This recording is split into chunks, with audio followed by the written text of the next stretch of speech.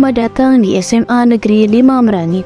SMA Negeri 5 Merangin berdiri di atas tanah seluas 30.600 meter persegi, berlokasikan di Desa Meranti, Kecamatan Renapamenang, Kabupaten Merangin, Provinsi Jambi, Indonesia. SMA Negeri 5 Merangin telah berdiri sejak tahun 1985, tepatnya pada 22 November 1985. Dan telah memberikan pendidikan berkualitas kepada generasi muda selama bertahun-tahun. Assalamualaikum warahmatullahi wabarakatuh. Kepada yang terhormat dosen penguji uji kinerja PPG dalam jabatan kategori 1 gelombang 2 di Universitas 11 Maret tahun 2022. Perkenalkan, nama saya Syahidah Rohmah. Saya adalah guru mapel ekonomi di SMA Negeri 5 Merangin. Sekaligus saya adalah mahasiswa PPG dalam jabatan kategori 1 gelombang 2 di Universitas 11 Maret tahun 2022. Pada hari ini, Senin 12 Juni 2023, saya akan melaksanakan praktek pembelajaran untuk memenuhi uji kinerja PPG dalam jabatan 2022 dengan materi konsep pendapatan nasional dengan menggunakan model problem based learning di kelas 11 IPS 1 di SMA Negeri 5 Merangin. Untuk lebih jelasnya, berikut video pembelajaran yang saya laksanakan.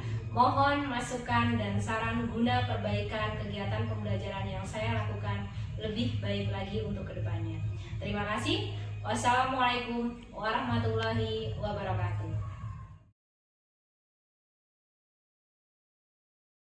Assalamualaikum warahmatullahi wabarakatuh. Waalaikumsalam warahmatullahi wabarakatuh.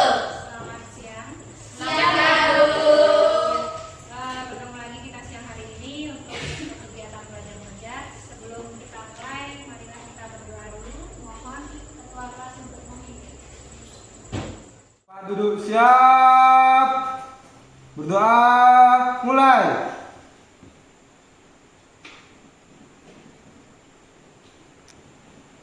Berdoa selesai.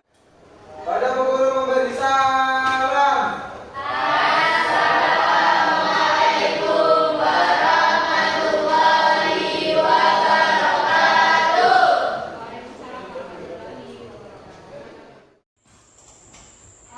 Absen dulu ya. Ya, Bu. Arum Desta. Bu. Asadullah Fatih. Rahel. Bu. Deti. Adik, Bu. Gila. Bu. Edi Nugroho. Terus. Eka Marginingsih. Adik, Bu. Erik Suhendra. Enggak, adik, Bu. Hadir Bu. Adit Erik Suhendra. Sakit. Selain Erik, ada yang lain? Adik semua. Adik aja. Ya. Sebelum kita memulai materi hari ini, sebaiknya kita bangun semangat kita untuk memunculkan semangat di siang hari ini. Ya, tuh. Salam semangat. Ya. Selamat siang.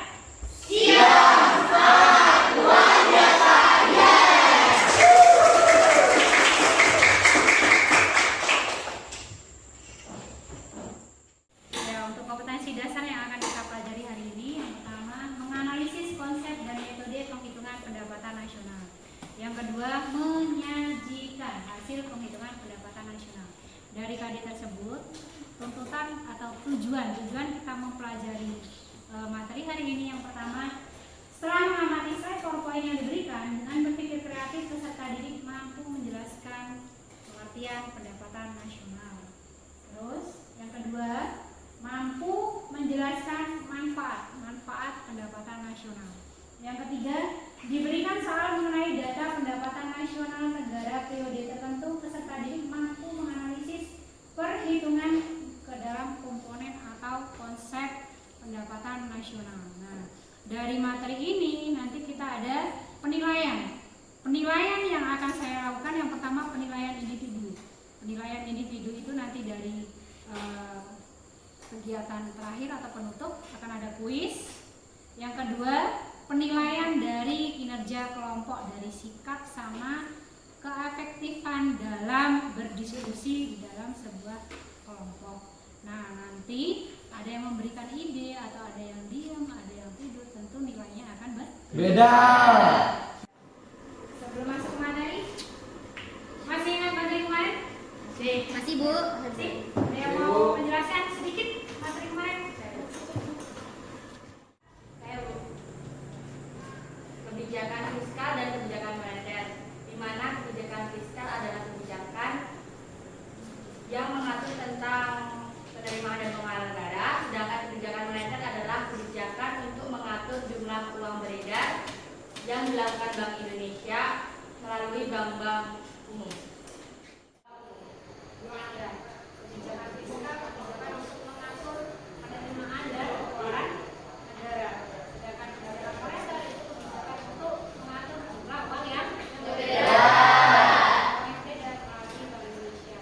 Lalu setelah itu melalui bank umum melaksanakan kebijakan yang dibedakan kepada masyarakat. Ya, sebelum kita masuk ke materi, materinya kan berkenaan dengan pendapatan nasional. Apa sih pendapatan nasional? Penghasilan. Penghasilan nasional. Wilayah. Pendapatan nasional. Pendapatan dari kawasan atau wilayah. Ya, pendapatan yang diperoleh atau yang dihitung dari suatu wilayah. Untuk menghitung pendapatan nasional tersebut, kita harus memahami dulu komponen atau konsep dari pendapatan nasional. Silakan perhatikan PPT yang ditampilkan di layar. Nah, untuk menghitung GDP atau gross domestic product itu dihitung dari pendapatan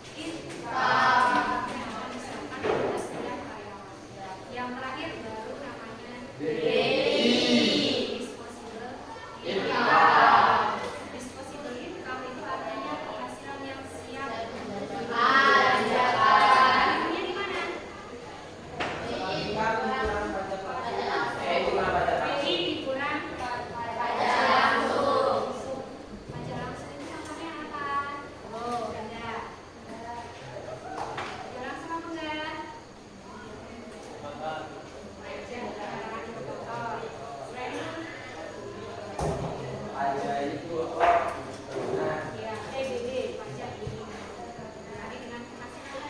Lalu siap budi dari materi ini sebelum masuk ke LKPD lembar kerja kelompok atau lembar kerja peserta didik, ada yang ditanyakan karena nanti materinya berkaitan dengan apa yang Ibu jelaskan atau yang harus dibahas. Sekarang ada yang bertanya? Ya, silakan anak sekolah. Apa perbedaan antara PBB dan PNB? Apa perbedaan PBB dan PNB? Ada yang mau jawab dulu? Silakan. Ya, kan? Kalau PBB itu adalah pendapatan yang dihitung tiap warga negara yang ada di satu negara itu sendiri, baik yang warga Indonesia sendiri ataupun WNA yang berada di Indonesia. Jika PNB yaitu dihitung dari warga negara Indonesia dan warga negara Indonesia yang berada di luar negeri atau WNA, PKI. Ya. PBB itu warga yang ada di dalam Indonesia, bisa warga negara Indonesia, dan bisa warga asing. Itu domestik. PNB nasional. Bedanya kalau nasional itu penghasilan yang dihitung dari luar negara Indonesia dari negara. Ada di luar. Ada pertanyaan lagi? Ya, Guys, tujuan dan manfaat. Ya, tujuan dan manfaat melakukan penghitungan pendapatan nasional. Yang pertama dari tujuan untuk mengetahui kemajuan perekonomian suatu negara. Yang kedua, untuk menganalisis faktor-faktor yang mempengaruhi suatu negara. Untuk manfaatnya, sebagai komponen pengukur tingkat kemajuan negara. Yang kedua, mengukur pertumbuhan dan untuk menentukan kebijakan yang akan dikeluarkan oleh pemerintah. Jika PNB-nya rendah, maka harus ada kebijakan untuk menaikkan PNB. Ada pertanyaan?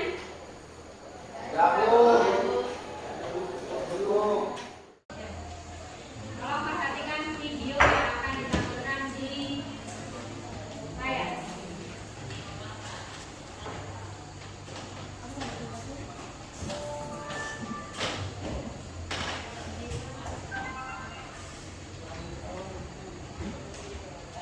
Berikut ini ulasannya.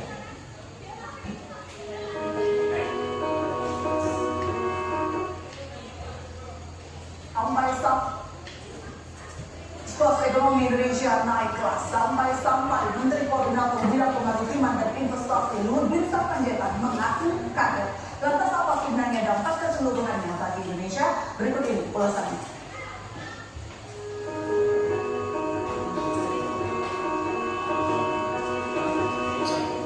Indonesia naik kelas meninggalkan status sebagai negara berpenghasilan menengah bawah. Secara resmi pada 1 Juli 2020, Bank Dunia merilis status Indonesia berubah menjadi negara berpenghasilan menengah atas. Perubahan status tersebut tampaknya menjadi berita mengejutkan di tengah pandemi COVID-19. Pemerintah sendiri mengaku kaget atas status baru kelas ekonomi Indonesia. Berita yang baik buat kita bahwa Indonesia ini diumumkan oleh World Bank telah naik dari lower middle income country menjadi upper middle income country. Saya juga cukup kaget melihat ini karena diumumkan pada saat keadaan seperti saat ini. Bank Dunia mengelompokkan negara-negara di dunia menjadi 4 kelompok kelas ekonomi berdasarkan Gross National Income atau GNI atau pendapatan nasional bruto, yaitu negara dengan ekonomi berpenghasilan tinggi dengan GNI lebih dari 12.535 dolar Amerika. Lalu negara dengan ekonomi pendapatan menengah atas dengan GNI 4.046 dolar Amerika sampai 12.535 dolar Amerika. Sementara negara berpenghasilan menengah bawah memiliki GNI 1.036 dolar Amerika sampai 4.045 dolar Amerika. Dan terakhir, negara yang masuk kategori kelompok pendapatan rendah memiliki GNI lebih dari 1.035 dolar Amerika. Indonesia sendiri menyandang status baru sebagai negara berpenghasilan kelas menengah atas karena hasil asesmen Bank Dunia mencatat GNI per kapita Indonesia pada tahun 2019 naik menjadi $4.050 Amerika, naik dari posisi sebelumnya $3.840 Amerika. Namun, status menimbulkan konsekuensi, salah satunya dari segi perdagangan dan kemudahan memperoleh utang. Tapi ini, kalau kita statusnya sudah naik kelas, maka Indonesia bisa jadi tidak berhak untuk mendapatkan bantuan maupun pinjaman lunak dengan bunga katakanlah 0,5 sampai 1% per tahunnya. Nah, ini menaik statusnya menjadi middle country. Ini kita bisa jadi tidak layak atau akan dievaluasi kelayakannya untuk mendapatkan fasilitas-fasilitas perdagangan yang bebas, ya. Salah satunya adalah penurunan tarif misalnya. Tidak hanya konsekuensi yang kurang mengenakan, sebetulnya kenaikan status ini cukup memberikan angin segar bagi iklim investasi di Indonesia karena dinilai akan lebih menarik.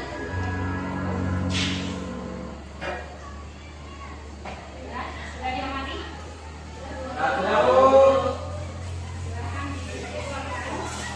Apa yang kalian pahami, apa yang kalian tangkap dari informasi tadi? Silakan tuangkan dalam materi. Ibu bagikan LKPD-nya, nanti silakan diskusikan dengan kelompoknya, hasilnya tuangkan dalam LKPD.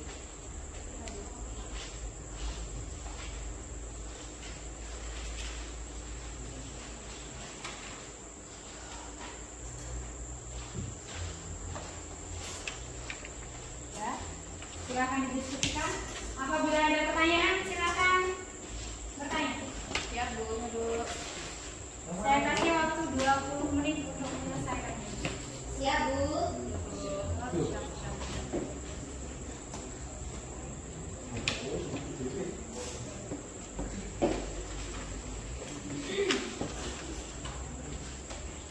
Ada yang ditanyakan? Belum.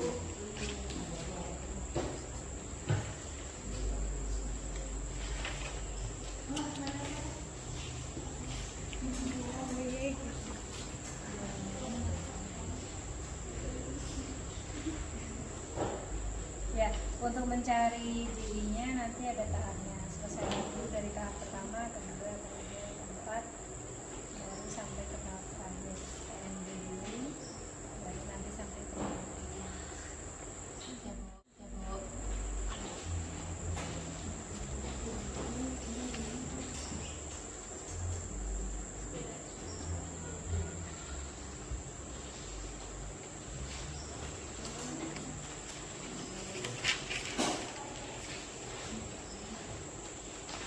Sudah selesai?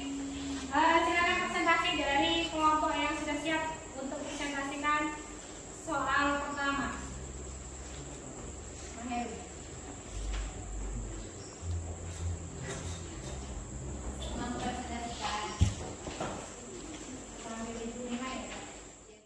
Informasi yang terdapat dalam video tersebut adalah PNB di Indonesia mengalami kenaikan dari negara yang berpendapatan menengah ke bawah berubah ke negara berpendapatan menengah ke atas.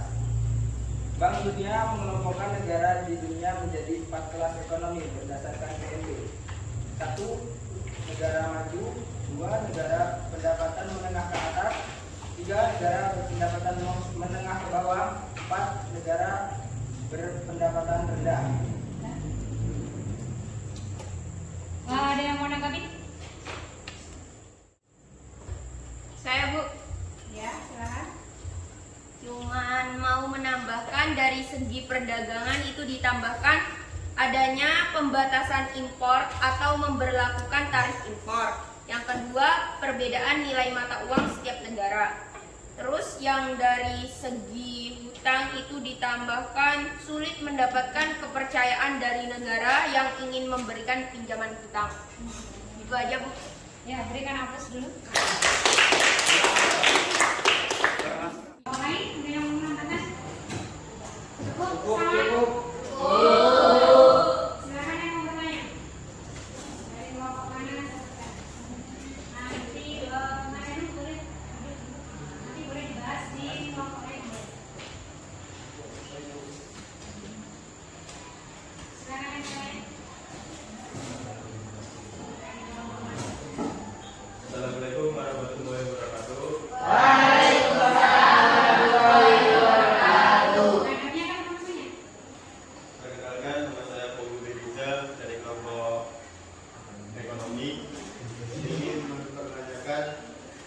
memberikan alasan mengapa setelah negara-negara mengalami kenaikan PNB, mengalami kesulitan dari segi perdagangan bebas dan dari segi utang.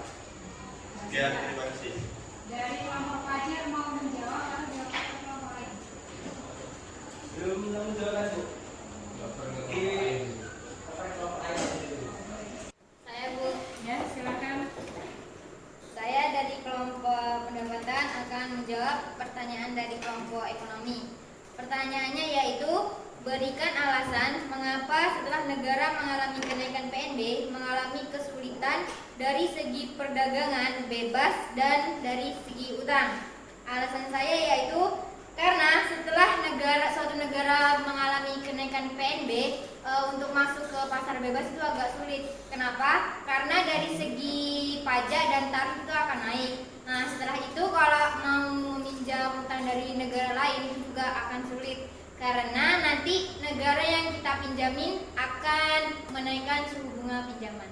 Itu. Ya, berikan aplaus dulu.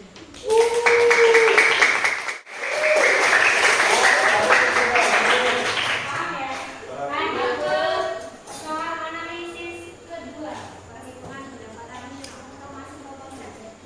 Silakan dari kelompok mana yang maju? Silakan ya.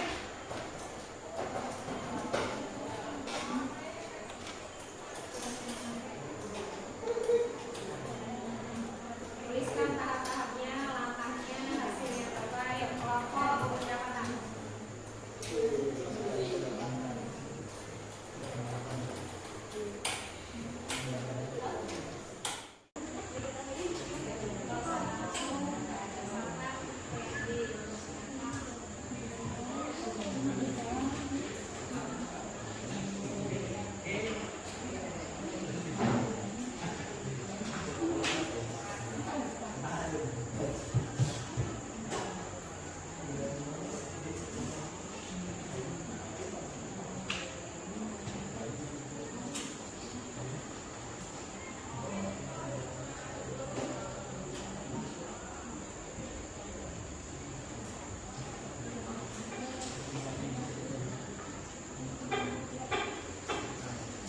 Jadi diperoleh DI yaitu PI dikurang pajak langsung, angkanya 16.479 dikurang 50 menghasilkan 16.429. Yang lain ada yang berbeda jawabannya? Tidak, Bu. Mana ya?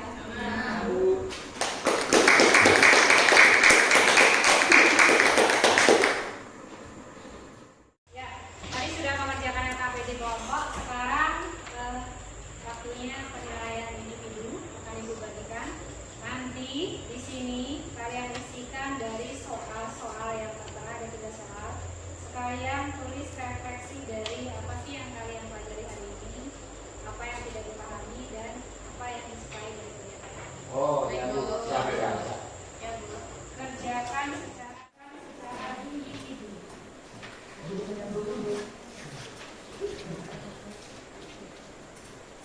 Ini dulu. Kan gini. Oh, makan Bu.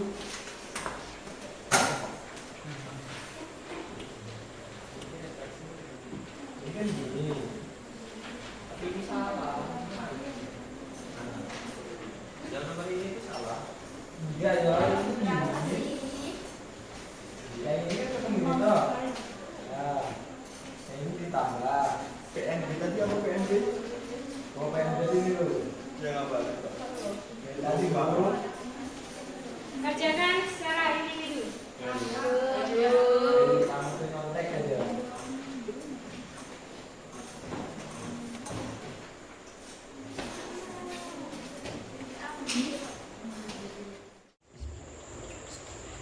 Ya, sudah 10 menit, silakan dikumpulkan. Selesai. Dua. Ini silakan dikumpulkan. Sama lembar KPD kelompok tadi kumpulkan.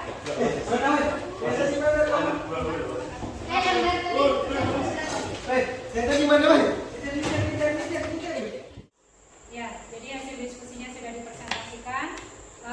Kalian juga sudah memahami. Jadi Ibu minta tolong salah satu siswa untuk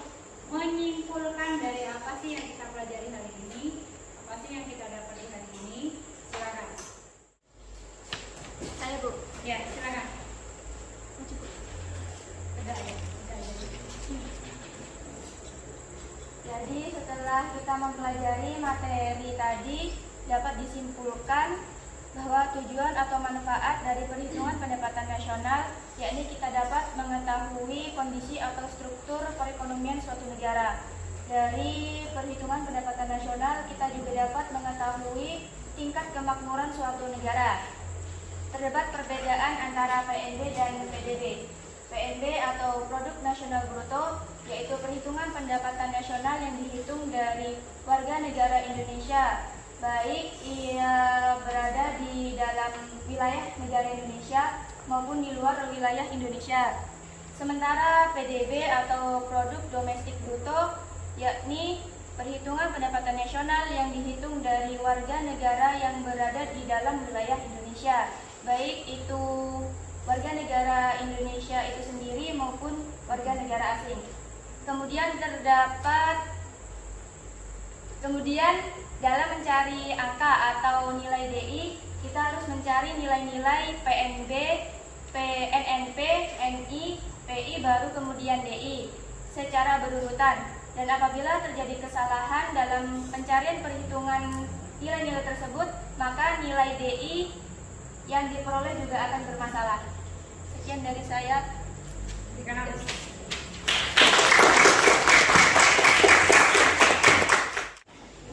Kalau sudah selesai semuanya, sebelum kita menutup pelajaran siang hari ini, Ibu mau menyampaikan materi pertemuan berikutnya mengenai bab yang sama, pendapatan nasional, tapi dengan metode pendekatan. Ada 3 metode pendekatan. Silakan nanti di rumah dibaca. Jadi ketika besok pertemuan yang akan datang saya bertanya atau ada pertanyaan, kalian bisa langsung Jawab. Dan itu jadi nilai poin, nilai tambahan. Siap. Ada pertanyaan? Ada. Silakan diberesin dulu buku, sampah, semuanya beresin, tidak ada lagi yang tersisa. Masukkan dalam tas.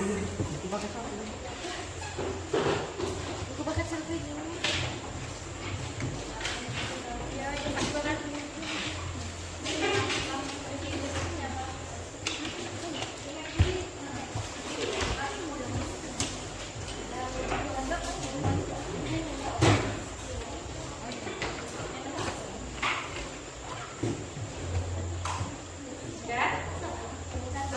Ketua kelas mohon disiapkan dan pimpin. Pak dulu. Siap.